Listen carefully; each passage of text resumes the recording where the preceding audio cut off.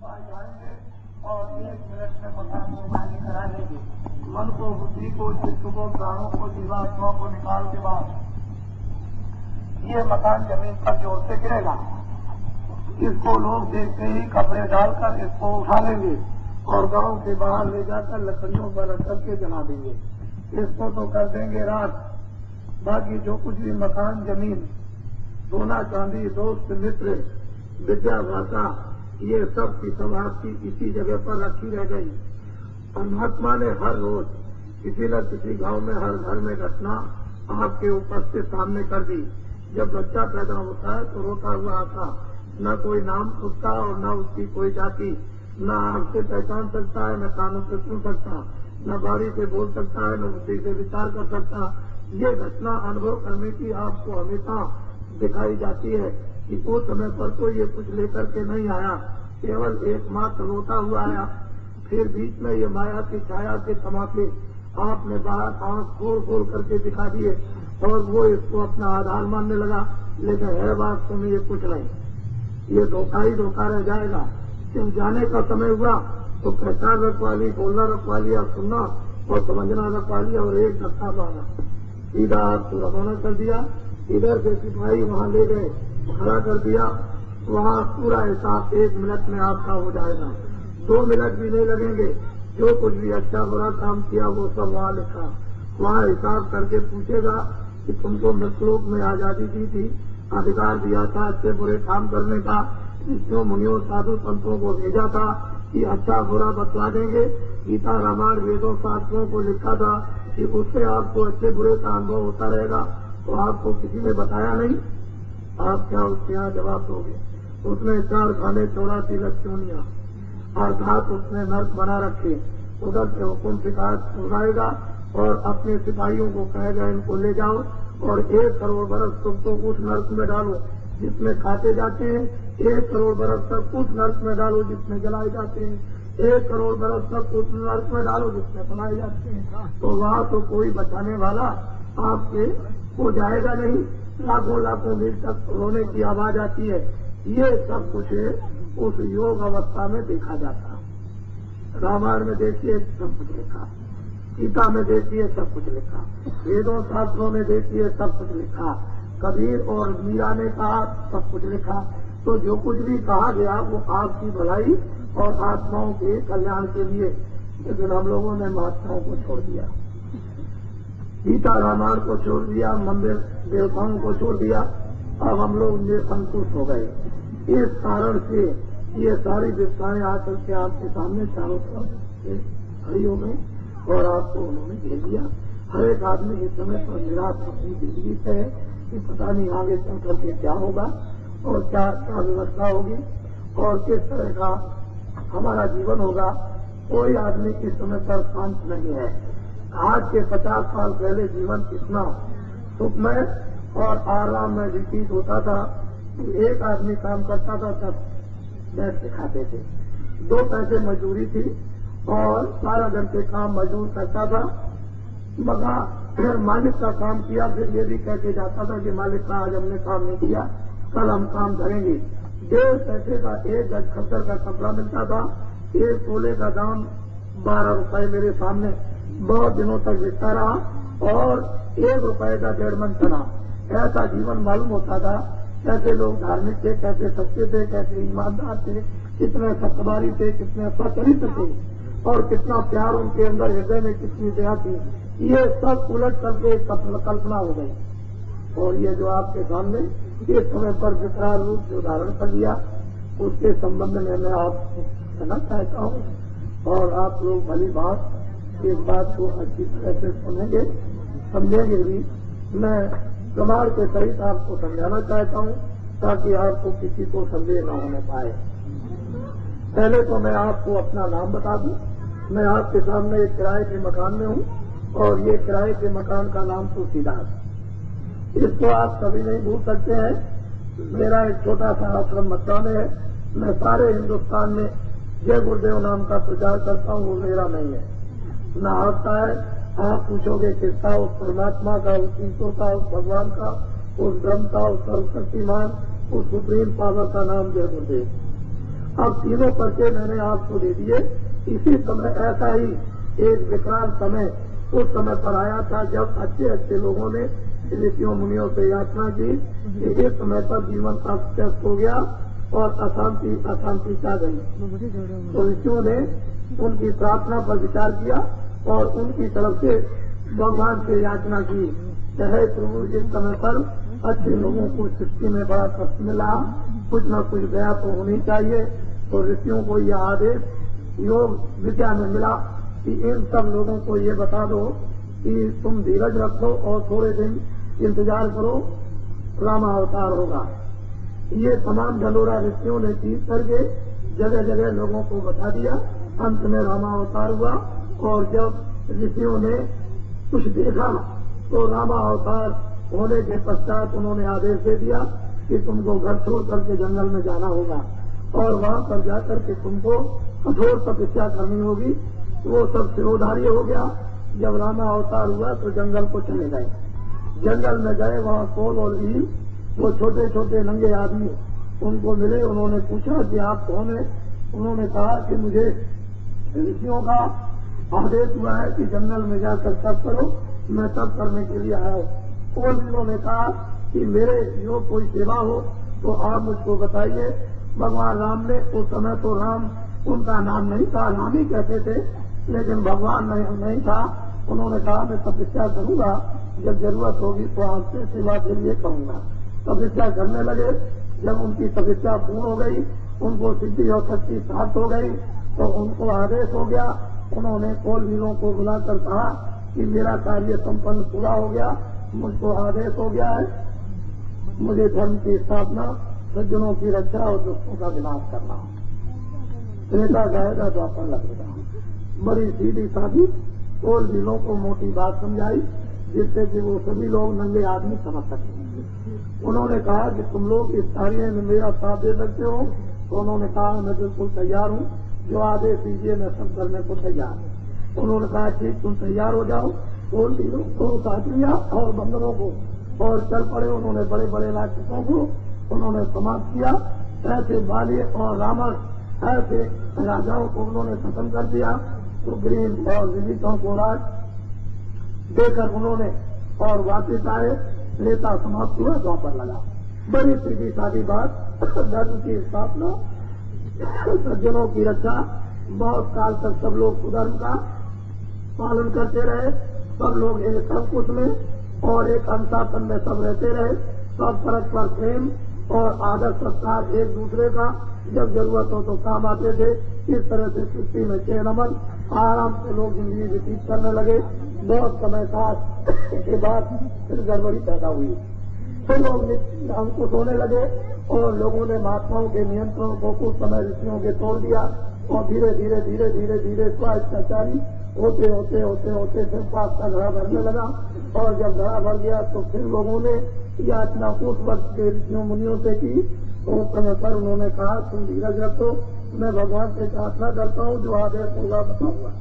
ऋषियों ने तपस्या की और उनको ये आदेश हुआ कि चिंता करने की बात नहीं है, तुम सबको राजाओं को प्रजा को सुना दो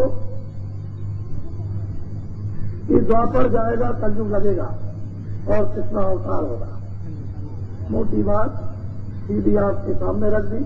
वो कृष्ण अवतार के रोकने की क्या क्या व्यवस्थाएं हुई वो समय के राजा जानते हैं, लेकिन कृष्ण अवतार हो गया। उन्होंने क्या क्या काम किए ये तो बहुत लंबी कहानी है। मूल मतलब ये है कि उन्होंने ग्वाल बालों को लेकर यही उन्होंने धनोरा पीटा, मुझे धर्म की स्थापना करनी, सज्जनों की रक्षा करनी, सीधा सीधा दुष्टों का नाश करना और द्वापर जाएगा, कलयुग लगेगा। सीधी बात उन्होंने की। ठीक इसी तरह से इसी भारत भूमि पर 18 दिन के अंदर उस महाभारत के वक्त में विश्व के वीर योद्धाओं को और विश्व विज्ञान को उन्होंने 18 दिन में पार कर दिया। 56 करोड़ बड़े बड़े लोग थे यज्ञवंशी, उनको लापता कर दिया। देखते देखते मालूम कहाँ चले गए। मूल मतलब ये कि धर्म की स्थापना, सज्जनों की रक्षा और सब लोग अनुशासन नियंत्रण में रहने लगे और सुधर्म का पालन करने लगे और काफी दिनों तक रक्षा की स्थिति ठीक रही। और इन दिनों में ठीक उसी तरह का एक माहौल आपके सामने आदमी से खड़ा हो गया और ये कलयुग ये सोच रहा था कि मुझे भी कुछ गाँव मिल जाता तो मैं भी अपना कुछ कर्जा बांट देता तो मेरा भी काम पूरा हो जाता। वो ये सोचा था कि आप महात्माओं से अलग हो जाओ, आप संतों से अलग हो जाओ, रामायण गीता से अलग हो जाओ और वेदों शास्त्रों से पूजा पाठ से अलग हो जाओ, गंगा जमुना से आप अलग हो जाओ, सत्य से आप अलग हो जाओ, दया से आप अलग हो जाओ तो उसको कर्जा बांटने का मौका मिल जाए। तो ठीक है, ये एक आवाज लगी कि अपने देश को आजाद करना है। आजादी का मतलब तो समझे नहीं, अंग्रेज तो चले गए और आपने समझ लिया हमको आजादी मिल गई। ये तो किसी ने समझा नहीं कि आजादी कैसे किसको है। आजादी का मतलब तो कुछ और ही था कि हम लोगों को जन्मजात का अधिकार था। जब परमात्मा के पाने की साधना, भगवान का भजन नहीं कर सकते थे, बड़े बड़े नाना प्रकार के कष्ट दिए जाते थे, यातनाएं दी जाती थी, लेकिन इस आजादी में तो जन्मजात का अधिकार नर नारियों को दे दिया गया था कि तुम भगवान का भजन कर सकते हो। तो वो तो काम आपने छोड़ दिया और आजादी का मतलब ये सोचा इंद्रियों के भोग और अपनी जो दबी हुई इच्छा थी उसको पूरा करना। जब अंदर की इच्छाओं को पूरा करने के लिए इंद्रियों के द्वारा जब बाहर की तरफ आप दौड़ पड़े तो आपका साथ जो अनुशासन में था और एक अंकुश था वो तो छूट गया। अब तो आपके ऊपर किसी की देख रेख और रोक टोक नहीं है। तो कलयुग को अच्छा मौका मिला उसको और उसने पहला कर्जा आपको क्या बांटा कि लो आपसे मैं तुमको झूठ देता हूँ, तुम जितना चाहो उतना झूठ बोलो, न तुमको माँ से शर्म, न तुमको बहन भाई से शर्म, न तुमको पिता से शर्म और न तुमको मंदिर से शर्म, न गीता रामायण से शर्म, न तुमको बुजुर्गों से शर्म। तुम जितना चाहो उतना खूब अच्छी तरह से जम कर झूठ बोलो। और वो काम हम लोगों ने घर में पति और पत्नी में, पिता और पुत्र में, भाइयों और भाइयों में, अड़ोसी पड़ोसी में, समाज में, दुकान में और दफ्तर में और खेती में झूठ बोलना इतना शुरू कर दिया कि आपने पुस्तकों को भी पार कर दिया। फिर उसने क्या कहा कि लो आपसे ये धोखा लो, जितना चाहो उतना तुम धोखा दो सरासर, इसमें कोई रोक टोक नहीं होगी। जितना तुम झूठ बोलोगे धोखा दोगे, साथ ही साथ ये तुम बेईमानी ले लो और खूब बेईमानी करो अच्छी तरह से। जितना ये काम करोगे उतना ही तुम्हारा नाम होगा, उतनी ही तुम्हारी प्रशंसा होगी और तुम बहुत चतुर और होशियार बुद्धिमान तुम कहलाओगे।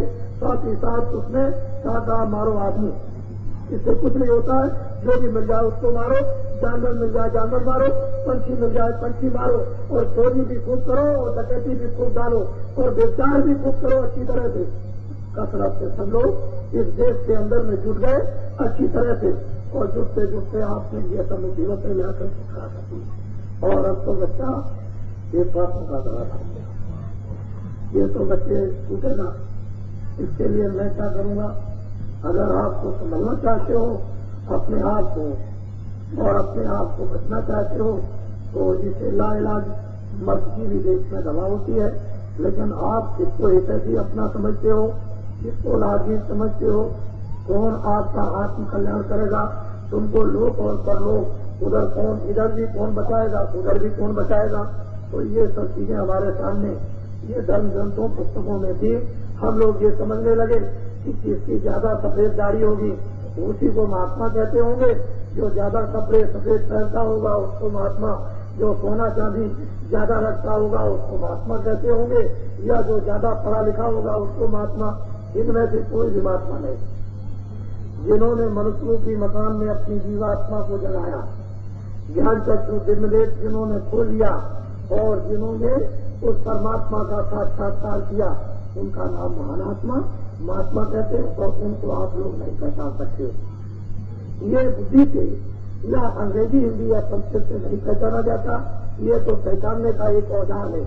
अगर वो औजार आपको प्राप्त हो जाए तब तो इन महान विभूतियों को आप पहचान सकते हो।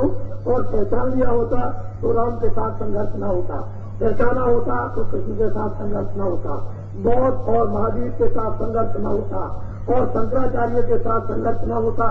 अगर आपने पहचान लिया होता तो मीराबाई को जहर नहीं पिलाया होता, पहचान लिया होता तो तुलसीदास जी को जेल में बंद अकबर बादशाह ने न किया होता और आपने पहचान लिया होता तो सीतामती को सूली का नहीं चढ़ाया होता।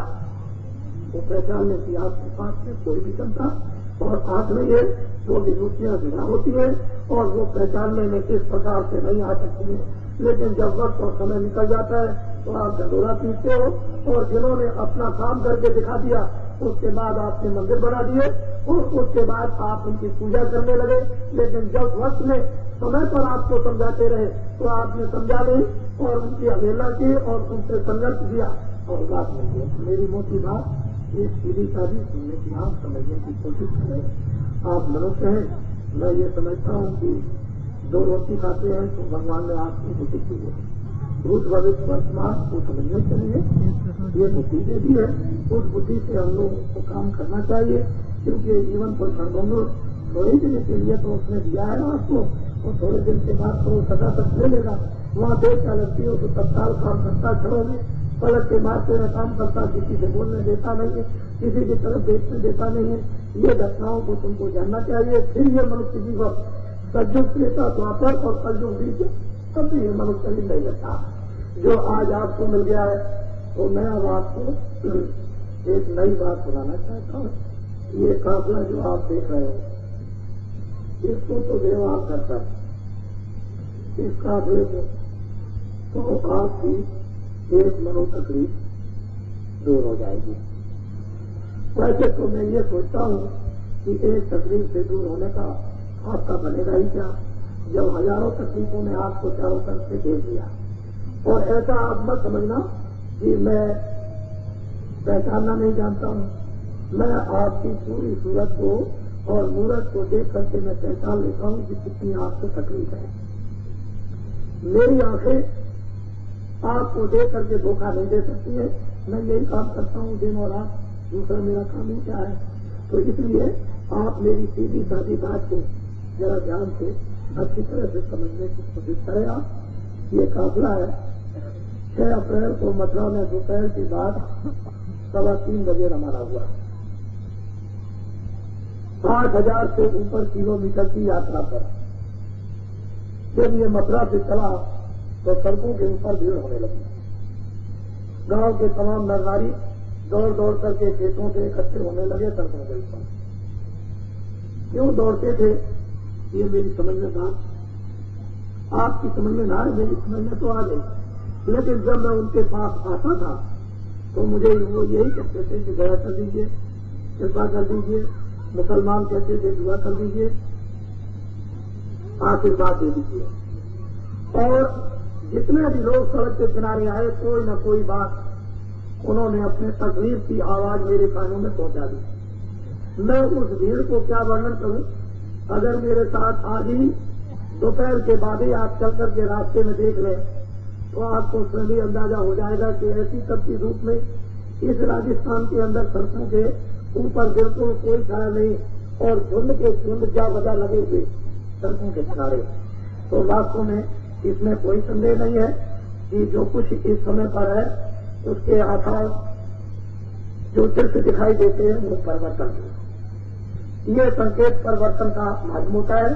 जब नारियां अपने घरों से ऐसी धूप में पैदल चल करके सड़कों के किनारे झुंड बना करके खड़ी हो जाए तो मुझे ये विश्वास होता है कि कोई परिवर्तन होगा। जब अच्छे आदमी बुराई को तो बुराई कहते ही है, लेकिन जब बुरे आदमी जो बुरे से बुरे हैं वो लोग भी बुराई को बुरा कहने लगे तो ये संकेत मिलता है कि परिवर्तन होगा। ये शोभा काफिला यात्रा आपके राजस्थान और पूरे गुजरात में, फिर उसके बाद अधिक तादाद में महाराष्ट्र में और वैसा ही करीब करीब आपके मध्य प्रदेश में ये 61 दिन की यात्रा इसी तरह से चलती रहेगी बराबर। इसका पैगाम और संदेश यह है, उसको ध्यान से आप सुनिए कि कलयुग जाएगा और कलयुग में सतयुग आएगा। मुझे इससे कोई मतलब नहीं है, मुझे तो उसके आदेश का पालन करना और आपके कानों तक ये बात पहुंचा देंगे। कलयुग में कलयुग जाएगा, मेरे शब्दों को ध्यान से आप विचारें। कलयुग में कलयुग जाएगा और कलयुग में सतयुग आएगा। ना अभी कलयुग गया और ना अभी सतयुग आया। जब कलयुग जाने लगेगा तो वो रात को चुपचाप उठ के नहीं चला जाएगा। वो जब जाने लगेगा तो आपसे ये कहेगा कि मैंने जो कुछ भी कर्जा आपको बांट दिया है वो मेरा कर्जा मैं ब्याज के मुझको दे दूंगा। और आपका कर्जा इतना जमा हो गया है जैसे हिमालय पहाड़ दिखाई देते हैं बड़े बड़े ऊंचे, इतना आपने कर्जे को यानी कलयुग का जमा कर दिया, वो मांगेगा कि मेरा कर्जा दे दो, मैं अब जा रहा हूं। आप कहोगे मैं कर्जा दे नहीं सकता, तो कलयुग हो जाएगा क्रोधित। इतना प्रचंड क्रोधित हो जाएगा कि उस क्रोध में आकर के जोर से एक थप्पड़ मारेगा और एक ही थप्पड़ में 20 करोड़ आदमी लापता हो जाएंगे। फिर भगेगा बड़ी जोर के साथ, उधर से आएगा कलयुग, दोनों में मुठभेड़ हो जाएगी, बीच में जो दब जाएंगे वो चकनाचूर। ऋषि मुनि महात्मा कलयुग में, त्रेता या द्वापर में या कलयुग में हमेशा आपके हितैषी उपकारक और रक्षक और सावधान करने वाले, और जब कभी आपके कष्ट हुए तो वो दृढ़ित हो गए, तो हमेशा इस बात के लिए चिंता बच्चों की तरह से यानी करते रहते हैं कि ये बच्चे कलयुग का जो कर्जा लिया है, इनको कोई ऐसी बूटी, ऐसी जड़ी औषधि दे दी जाए कि ये उस कलयुग के कर्जे में डाल देगा। कलयुग के कर्जे में जैसे जड़ी बूटी गिरे वैसे उसमें आग लग जाए और जब तक के कलयुग का कर्जा राख हो जाए। जब राख हो जाए और कलयुग जाने लगे, क्या हमारा कर्जा दे दीजिए, तो आप इतना तो कह सकोगे मेरे पास आपका कोई कर्जा नहीं, कोई भी कर्जा नहीं। कहना कैसे कर्जा नहीं, लाओ तलाशी दो। जब तलाशी देना उसका कुछ नहीं निकलेगा तो आपका बाल बाका नहीं कर सकता।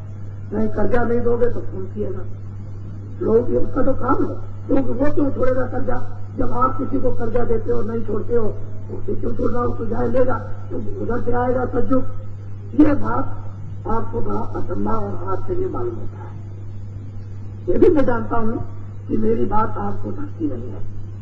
आपके विचारों में, आपकी बुद्धि में आप सोचते होंगे ये कैसे हो जाएगा, सोचते होंगे कलयुग कैसे चला जाएगा, सोचते होंगे कलयुग कैसे आ जाएगा, और ये कैसा होगा। शास्त्रों में कुछ लिखा हुआ है, कुछ नहीं लिखा, शास्त्रों में ठीक लिखा है, लेकिन तुम्हारी समझ में नहीं आता, इसलिए शास्त्रों में गलत लिखा है। तुम्हारी किताबों में लिखा है मुसलमानों ने कि 14वीं सदी जब खत्म हो जाएगी तो इंसानों में कोहराम मचेगा। इतना कोहराम मचेगा कि उसी समय पर खुदा के पैगाम को लेकर एक सदी जमीन पर उठेगा और सारी इंसान जाति को खुदा का पैगाम सुनाएगा। रामायण में लिखा है जब धर्म लोप हो जाएगा तो महान शक्तियों का प्रादुर्भाव होगा। वो समझने की बात आपकी अलग है, लिखा सही है। गीता में लिखा है जब जरूरत पड़ेगी तो ये होंगे। बड़ी सीधी बात लिखी है, लेकिन सीधी बात समझाई जाए तो आपको समझ में नहीं आता। आप दौड़ जाते हो रामायण, गीता, भागवत या वेदों की तरफ, और वो समझ में आपकी कुछ आता नहीं है। खैर, उससे हमें कोई मतलब नहीं है। हमको तो सिर्फ आपके सामने ये बात पहुंचानी है, और जिस बात को आप न मानो और वो बात आपके सामने हो जाए, यही तो भगवान का चमत्कार है। और चमत्कार को तभी तो नमस्कार होता, नमस्कार कैसे होगा, किसी से तो नमस्कार होगा, होगा क्या। तो जो कुछ भी इस मंच पर बोल करके जाएंगे या जहाँ कहीं भी बोलते हैं या पीछे जो कुछ भी बोला है, तो कोई भी बात इधर उधर होने वाली एक भी नहीं। कलयुग में कलयुग जाएगा और कलयुग में सतयुग जाएगा, तो आप लोग थोड़ा सा मुझको सहयोग दो। अब मैं आपके लिए ये निवेदन करता हूँ कि थोड़ा योगदान दे दीजिए। और वो योगदान क्या मांगता हूँ कि इस गांव से उस गांव पैदल जाओ, इस गांव से उस गांव मोटर ट्रेन में जाओ, कहीं भी अपनी निजी वाहन सवारी से जाओ, कोई भी रास्ते में मिल जाए तो ये कहो कि बाबा जी का नाम तुलसीदास, आश्रम मथुरा में जय गुरुदेव नाम का प्रचार करते हैं। उन्होंने ये कहा कि कलयुग में कलयुग जाएगा और कलयुग में सतयुग आएगा। बस इतना ही योगदान आप मुझको दे दीजिए।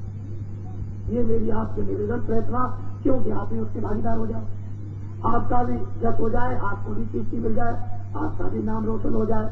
और अगर आप नहीं इसमें योगदान दोगे तो 56 करोड़ या बंसी इसमें से खड़े सामने देखते देखते एक ही थप्पड़ भी करेगा, लापता हो गए, कहा गए। वो तो इतिहासी उसका साथी है, उसके लिए क्या घटना होगी तो इसका इतिहास बन जाएगा, उसमें क्या बात है। तो सीधी सीधी बात उसके लिए ही है, तो जप ले लीजिए।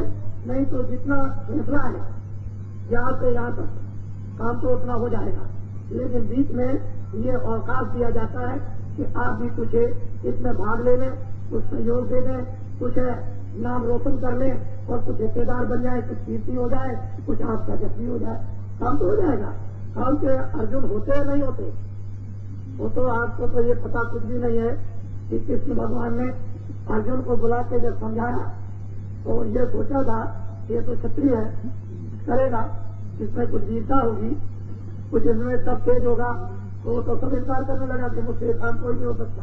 तब कृष्ण भगवान ने इतने गुस्से में गीता के श्लोकों का उच्चारण किया कि तू हिजड़ा है, तू नपुंसक है, तू ठीक है, तू अधोगति को प्राप्त होगा, तो ये हो जाएगा, तुझको कलंक लग जाएगा, इस तरह के शब्दों को गीता के श्लोकों ने उच्चारण किया।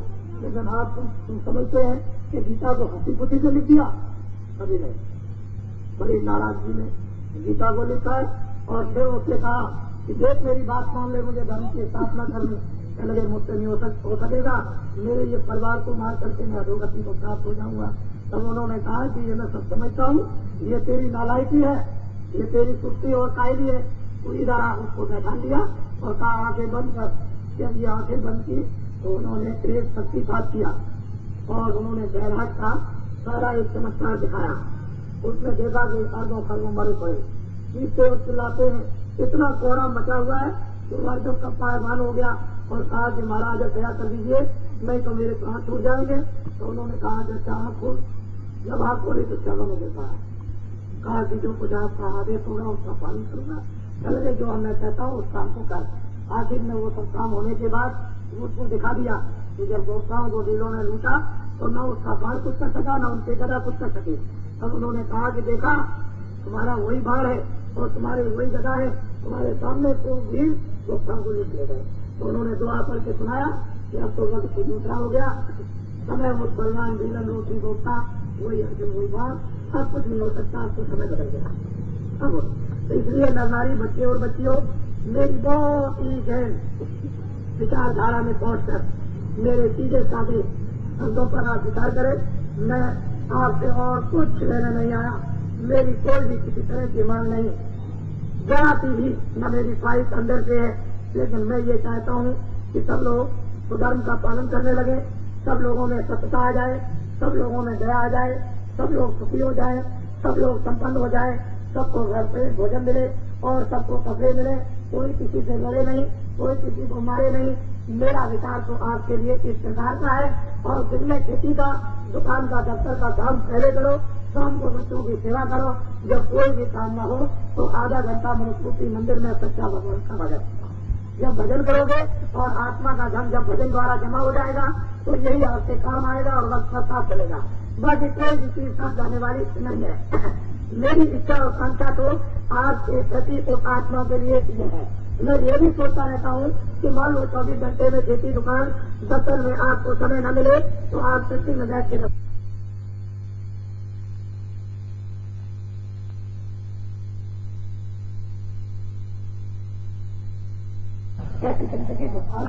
इसी प्रकार के भी पता नहीं कितने बुरे बुरे दुष्कर्म बन जाएंगे, कितने दिनों तक और लड़कों में रहना पड़ेगा। बड़ी सीधी साधी मेरी बात को आप सुनिए और समझिए। ये हमारे बच्चे खड़े, जरा इनकी तरफ ध्यान हो गया, जरा इनकी भी कुछ बात कह दूं। ये 3 साल से फेल हो गए, बड़े दुखी होते हैं कि माँ बाप परेशान होते हैं, हम पर खर्चा करते हैं और हम पढ़ते भी हैं, लेकिन 3 साल से फेल हो गए। आप इस साथ में पूजा कर दो, 3 साल से फेल हो रहे हैं, आपके पास हो जाओ।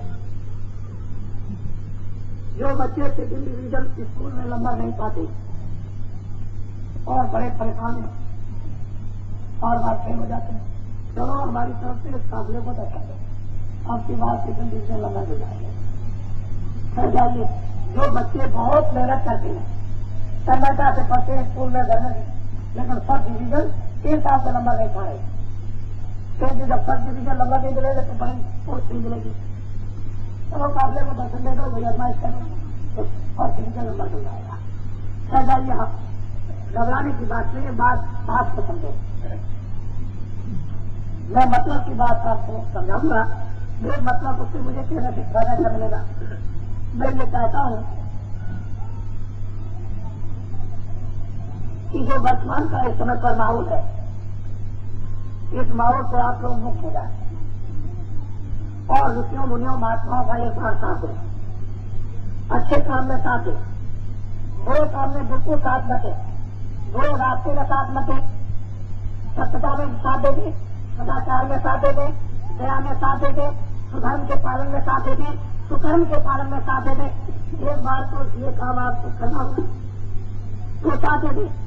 जिस तरह से भगवान राम ने लोगों को बदल करके दिखा दिया कृष्ण ने बदल करके दिखा दिया, बौद्ध और महावीर ने बदल के दिखाया, शंकराचार्य ने 32 साल की अवस्था के अंदर कब उन्होंने ज्ञान प्राप्त किया होगा और तब उन्होंने देश के अंदर यानी नास्तिक मजहब धर्म को लोग नास्तिक हो गए थे उनको बाहर के घर से बैठ करके और धर्म के स्थापना 32 साल के अंदर करके और चले गए। वो कौन सी क्रिया थी इस पर भी एक बार तो आपको ये बात समझनी होगी। आप बाबा जी की बात ध्यान से सुने। बाबा जी के पास 10 करोड़ आदमी मैं 10 करोड़ नर नारियों का सिर्फ जीवन मुझे मुरीद तैयार हो, मैं पक्का मुरीद उनका नर और नारियों का 10 करोड़ आदमी मेरे और उनके साथ तो माँ के बच्चे 2 4 बच्चे माँ बाप के हो गए। 10 करोड़ तो नर नारी और 4 बच्चे उनकी गिनती गिन लीजिए हो गए 20 करोड़। इन माँ बाप के बच्चे 20 करोड़ स्कूलों में जगह जगह पढ़ रहे हैं। उनकी तो मैं कोई गिनती गिनता नहीं, मैं तो नर नारियों की गिनती गिनता हूँ। मैंने अभी तक इनको कोई भी न तो आदेश दिया न इससे देखा हुआ। मैं सिर्फ इस तैयारी में लगा हुआ था जो मुझको हुक्म था और मैं ये बराबर हिन्दुस्तान में लोगों को कह रहा था कि मैं 10 करोड़ आदमी तैयार करूंगा। अब वो 10 करोड़ आदमी तो तैयार हो गए, लेकिन मैंने अभी कोई आदेश या उनसे कोई काम नहीं दिया। मैं आपको ये दिखाना चाहता हूँ बिना अखबारों रेडियो के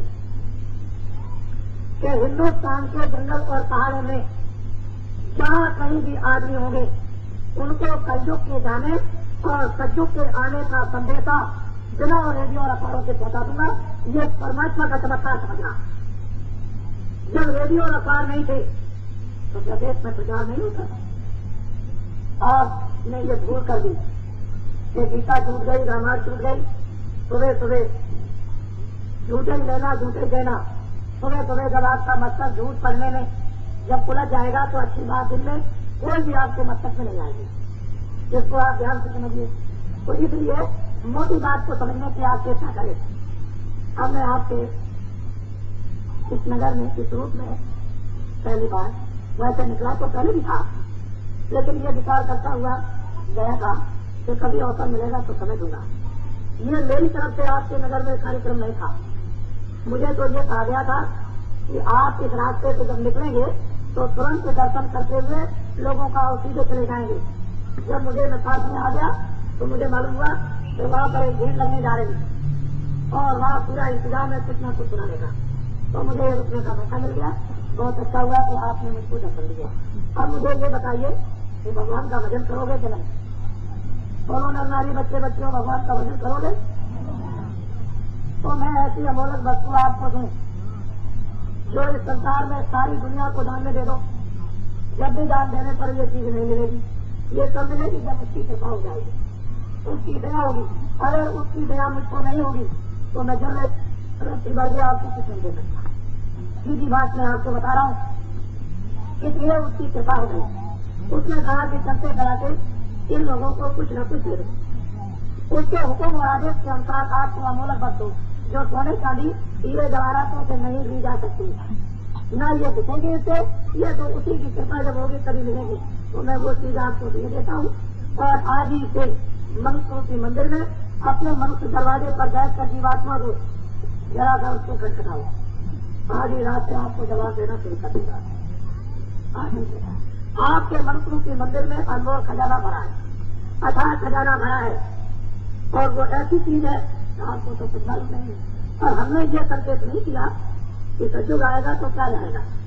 सतयुग त्रेता द्वापर का सोना चांदी हीरे जवाहरात, ये जल पृथ्वी अग्नि वायु आकाश देवताओं ने ये सब का सब अपनी झोली और अंचल में छुपा के रख दिया।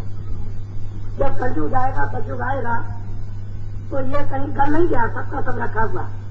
हमारे ऋषियों मुनियों सप्तदर्शियों को आत्मज्ञानियों को प्रभु साक्षात्कार करने वाली आत्माओं को ये सब कुछ दिखाई देता है। ये सब पृथ्वी अपने में ढक करके रखे हुए है। और वो जब वक्त आ जाएगा तो मैं किसानों को उसका एक नमूना इशारे में आपको समझा दूं। जब सतयुग आएगा तो 1 बीघा खेत में 100 मन है, 1 एकड़ खेत में 150 मन आएगा। ये जो आपका रेतीला मैदान है इसको ज्यादा आपको जमीन जोतने की जरूरत नहीं।